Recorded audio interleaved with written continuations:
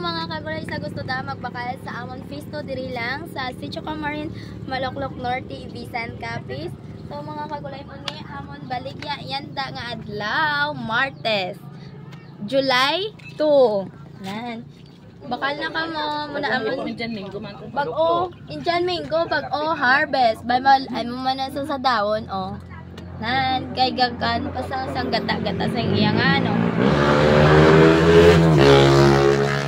Mga kagulay, kung gusto nyo magpamahaw, magkape, available dire kay Marites Kapihan. Ara iya nga pesto. Marites Kapihan. Gimplitihan kang John. Libre kate. Pero pag tindog Ato ang bayan. tagiyan, Marites. Kaon. Bawion tanip. Available gidri sa amon pisto ang pamahaw. Mayari gidri sa kay ano, kay Amam Sally kag kay Uncle Bubong. Muna lang dayon namon baligya, may puso. Naamon baligya mga kagulay. Bakal na kamo.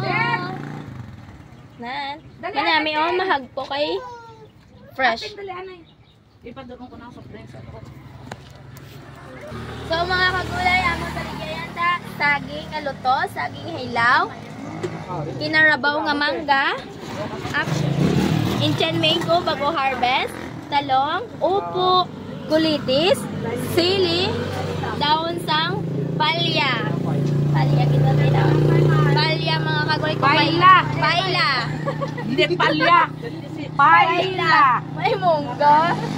May anong gani? Kapayas. May 5-5. 5-5. Sardines. Sardines. May tuyo. kalabasa. May tuyo man kami di nga available. May lubi, puso, itlog, silhig. May langgaw man kami di oh. Sa gusto da magbakal. May pamahaw man diri.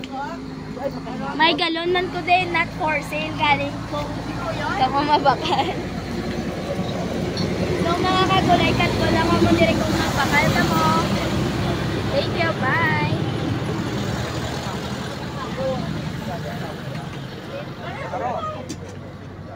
Thank you, bye!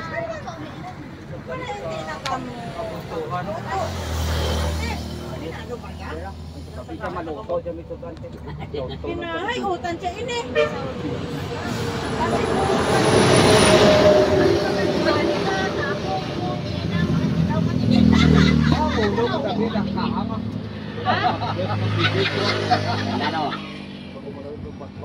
Sama lang kahit ito na Daga to bat ano ka mapula ba yan? Sabay ko kay.